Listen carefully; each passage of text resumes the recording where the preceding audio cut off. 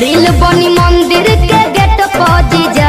अच्छा वीडियो बना के डालब नेट पर जीजा। ओके। बुलेट पर जीजा का?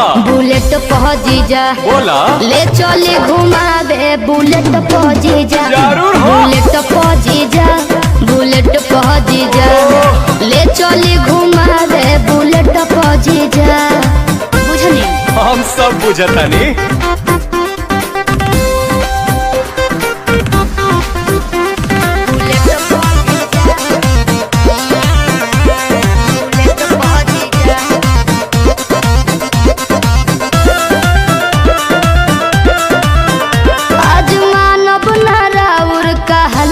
जीजा सूट पहन के तैयार बनी ललका जीजा।